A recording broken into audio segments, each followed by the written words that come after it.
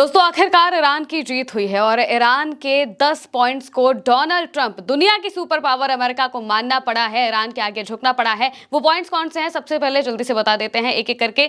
10 point की बात Iran ने रखी थी कि आखिर आप ये 10 पॉइंट अगर हमारे मान लेते हैं तो हम सीज फायर करेंगे, वरना इसी तरीके से हमले होते रहेंगे और इस वजह से अमेरिका को आखिरकार ईरान के आगे झुकना पड़ता है। 10 पॉइंट में बातें बताई गई हैं। ईरान की semi official Tasnim news agency के मुताबिक बताया गया है कि कैसे युद्ध खत्म करने के लिए ईरान ने 10 पॉइंट आगे रखे थे और उन्हें अमेरिका ने माना है। सबसे पहला पॉइंट तो यही है कि नॉन अग्रेशन की गारंटी देने के लिए कमिट करना होगा।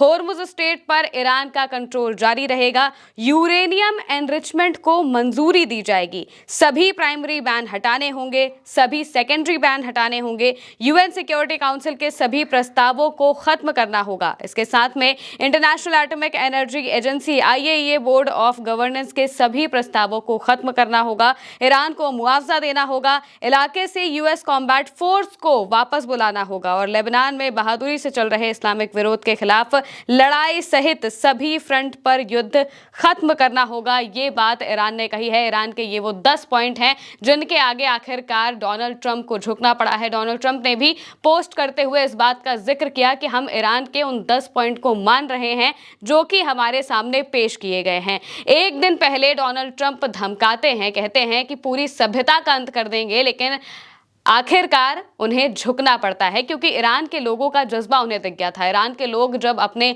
पावर प्लांट्स पर, ब्रिजेस पर, रेलवे ट्रैक्स पर ईरान का झंडा लिए उतरने लगे तो डोनाल्ड ट्रंप समझ गए कि इन लोगों को नहीं हराया जा सकता और आखिरकार उन्हें ईरान के आगे झुकना पड़ता है। इनमें वो बातें लिखी हैं जो ये बता रही हैं कि कैसे अमेरिका की बुरी तरीके से इस जंग में हार हुई है।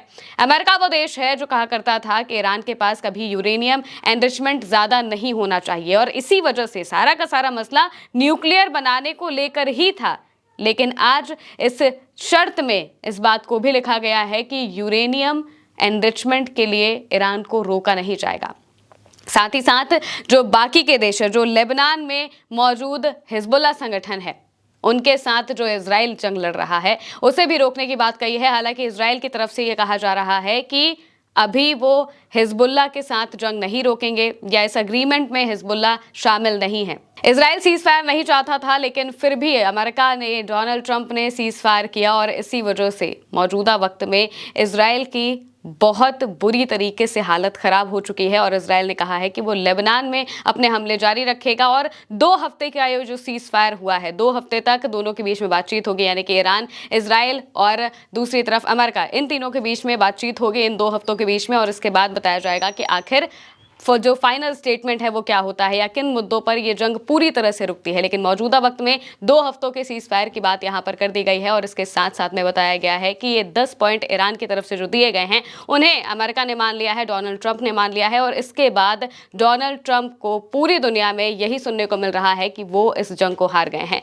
पूरे जंग के दौरान 40 दिन ये जंग चली है और इन पूरे 40 दिनों में डोनाल्ड ट्रंप एक बार नहीं बल्कि कई बार ये बात कहते रहे कि हम इस जंग को जीत गए हैं। मौजूदा वक्त में भी वो यही क्लेम कर रहे हैं, लेकिन वहीं दूसरी तरफ ईरान ने साफ तौर से अपनी शर्तों को मनवाकर यह बता दिया है कि कैसे ये जंग अभी भी ईरान ने ही जीती है और अपने तरीके से जीती है, अपनी शर्तों पर जीती है। अपनी शर्तें मनवाकर ईरान इस जंग को जीत गया है। ये 10 पॉइंट जो है ये बहुत ही जरूरी पॉइंट है और इनमें सबसे बड़ी बात तो ये है कि होर्मुज पर अब ईरान का पूरा कंट्रोल होगा। मौजूदा वक्त में ये खबरें आ रही हैं कि ये जो 2 हफ्ते का सीज फायर हुआ है, इस दौरान भी ईरान और ओमान मिलकर जो टोल है वो वसूलेंगे। आने जाने वाले शिप से, आने जाने वाले जो शिप्स वहां से गुजरेंगे, होर्मुज से जो शिप गुजरेंगे, उनसे टोल वसूला जाएगा और उन पैसों का इस्तेमाल ईरान अपने देश में नए इंफ्रास्ट्रक्चर को रीबिल्ड करने के लिए करेगा। और वहीं दूसरी तरफ अमेरिका के हमलों की वजह से ईरान का जो नुकसान हुआ है, उस नुकसान की भरपाई भी अब अमेरिका को करनी पड़ेगी। इसके साथ साथ में ईरान को मुआवजा देना पड़ेगा और तो और सारे बैन्स हटाने पड़ेंगे। अभी तक अमेरिका ने जितने सैंक्शंस ईरान के ऊपर लगाए हैं उन सभी सैंक्शंस को हटाना पड़ेगा, ये भी इस अग्रीमेंट में लिखा गया है। साथ ही साथ होर्मुज स्ट्रेट को पूरा कंट्रोल करने के बाद ईरान से कही गई है कि वो कर सकते हैं। और वहीं दूसरी तरफ आईएईए जो कि एटॉमिक एनर्जी की संस्था है, वो देखती है कि किसके पास कितना यूरेनियम है, कितना पावर प्लांट है, किसके पास न्यूक्लियर का क्या किया जा रहा है, कौन उससे बिजली बना रहा है, कौन एटम बम बना रहा है। इन सभी बातों से साफ कह दिया है कि इनसे अब ईरान का लेना देना नहीं होगा। ईरान के पास कितना यूरेनियम है, ईरान क्या कर रहा है, सब कुछ ये ईरान अपनी मर्जी से करेगा। और वहीं दूसरी तरफ यूएन में जो ईरान के खिलाफ लगातार रेजोल्यूशंस लाए जा रहे थे, उन्हें भी पूरी तरह से खत्म करने की, हटाने की मांग यहाँ पर की गई है। और ये वो 10 पॉइंट हैं जो बता रहे हैं कि ईरान की इस जंग में कितनी बड़ी जीत हुई है। और उसके बाद ईरान के लोग सड़कों पर निकले और भयंकर तरीके से जश्न मनाते हुए दिखाई दिए। उनके जश्न की तस्वीरें लगातार सामने आ रही हैं। और दूसरी तरफ इजराइल की हालत खराब है, क्योंकि इजराइल नहीं चाहता था कि सीज फायर हो। और इसकी वजह से जो इजराइल का पीएमओ है, उनकी तरफ से एक पोस्ट भी साझा की गई है और बताया गया है कि इजराइल अपने जो बाकी के फ्रंट्स में लड़ाई लड़ रहा है, जैसे कि लेबनान में लड़ रहा है, वो उन सब लड़ाई को जारी रखेगा, क्योंकि ये सारी चीज़ें मौजूदा वक्त में इस सीज फायर में इंक्लूड नहीं है। लेबनान इंक्लूड नहीं है 2 हफ्ते के सीज फायर में, ये बात इजराइल ने कही है। और वहीं दूसरी तरफ सीज फायर के 2-3 घंटों के बाद तक भी